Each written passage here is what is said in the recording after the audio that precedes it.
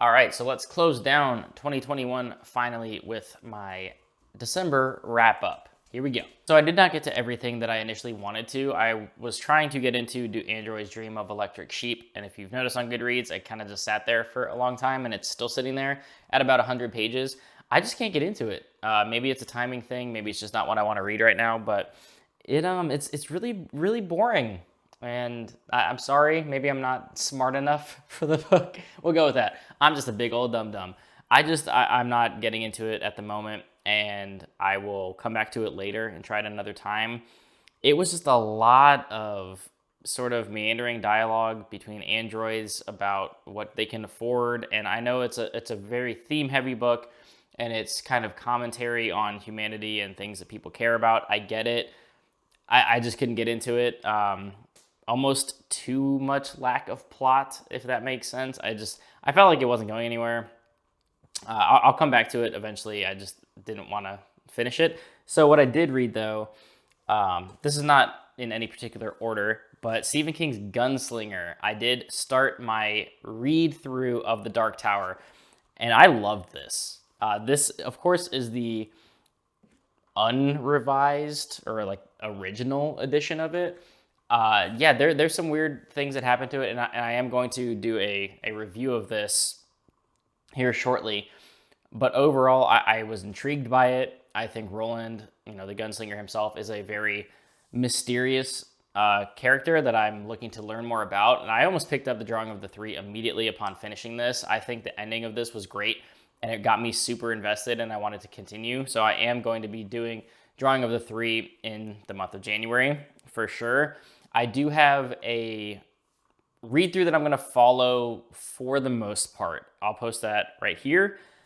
It's also linked in Discord. There's going to be some tie-in books that I'm just not going to get into. I'm mostly going to read the main 8 Dark Tower novels. Definitely going to read things like The Stand, Eyes of the Dragon, Song of Susanna. No, what is it? Everything's Eventual. That's what it is. I don't think I'm going to get through everything that's tied into it, like The Talisman, Insomnia, some of the other ones. I've been told by too many people that the tie-ins aren't that important for most of these, and I'm just going to enjoy The Dark Tower for what it is, and there we go. But yeah, I did really enjoy this. It's a pretty small scope of a story, but there's enough weirdness and things that are being sprinkled in that I'm just like, what is happening in this novel? And it's clearly post-apocalyptic. It's probably why they want you to read The Stand.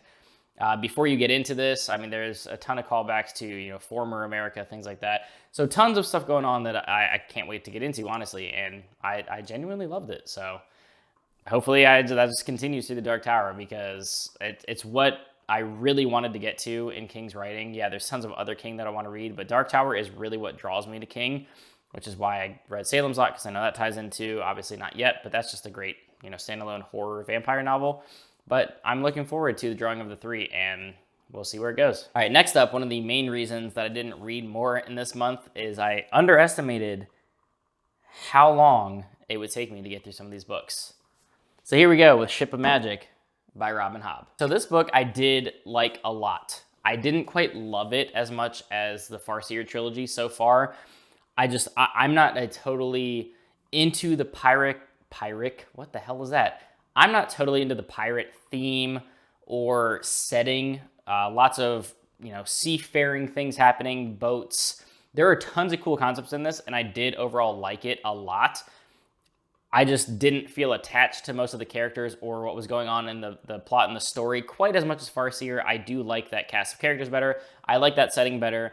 I didn't have issues with the writing style. It's a totally different writing style, which is pretty impressive and surreal after reading 3 books of just beautiful, flowery prose, lots of depressing things happening, really just being in the head of Fitz Chivalry Farseer, and then going to this where you have multiple POVs, you've got third-person perspective, you've got live ships, you've got weird, unexplained magic at times, you have these pirates doing pirate things. It's totally different. The writing style is completely changed. I wouldn't even been able to tell you that this was written by Robin Hobb if I didn't know it was written by Robin Hobb. And that's not even a knock on her. It's just so wildly different than what I experienced in Farseer that it kind of caught me by surprise. I did feel like the biggest negative for me is the length, probably, which again I will have a review up on the channel of this soon. I don't feel like it needed to be quite as long as it was for what happened. There's a lot of pages in this book, and the entire trilogy is that way. And I don't know, it did drag for me every once in a while at times, but overall, I mean, I did enjoy it. It felt a little bit too long. And if I'm comparing it to Farseer, which I absolutely adore, it falls short, but that by no means it's a bad book, because it was not whatsoever. I do still love Robin Hobb's writing, and I do want to continue on to Mad Ship. Well, that's book 2, right? Yeah, it's right there. There it is. But that's also a gigantic book, and this took me 10 days or so to get through, which is why I ended up not reading quite as much in December, because this took a while. And then, of course, A Storm of Swords took me a while, because that ended up being like 2,000 pages between the two books. And I'm just not that fast of a reader that I can get through that in any speed whatsoever. So it took about 3 weeks or so. And then you have the holidays and stuff. So that was the bulk of my reading, were these two books. But overall, enjoyed it. Review coming soon. And yeah, more Robin Hobb coming up. Probably not this month, though. I don't think I'm going to read Mad Ship in December. But I will, December. December's over. I won't read it in January, but probably February. So the main book that I focused on this month is that gigantic behemoth, A Storm of Swords. Now, the illustrated edition obviously is larger. I mean, the mass market's huge. I can't stand reading these on mass market. I didn't even read it in this because, one, I don't like the illustrations that they chose for this. The quality of these illustrated editions seems to be going down every book, where it started at like this high with the Game of Thrones. It was super quality, and it's like down to here now. I'm not impressed by it. Definitely not, I don't know, it's not like a crazy expensive book, but it's, for being like a special anniversary edition, it's just underwhelming. But the book itself is fantastic. One of the best fantasy books I've ever read. Happily rereading it, and it's such a joy to go back through spoiler discussions with Jimmy and Leanna about these books, because we always talk for damn near 3 hours when we do these live streams, which I will link down below. That was on Jimmy's channel this time. But I had forgotten how much happens in this book. And like I said, I'm not going to do full reviews of these on the channel because they're rereads and we're doing the live streams. We're talking for 3 hours a piece, for each book on these spoiler talks. So that will be my review of the book. I loved it. Spoiler alert. There is so much that happens. And I felt like it was 5 seasons of Game of Thrones put into this book, or this book was put into 5 seasons of Game of Thrones. Damn, there were just like multiple gigantic series moments, tons of character deaths and POVs ending, the emotional turmoil of the characters, the disruption across Westeros. Just holy shit, man. This book is it's just stuffed of everything. Like, this is the pinnacle, at least right now, of A Song of Ice and Fire. Because whereas A Game of Thrones and A Clash of Kings were fantastic, A Storm of Swords just blows everything out of the water. And then, of course, you have A Feast and Dance, and we'll get to those, which I by no means dislike, but they're not quite A Storm of Swords level.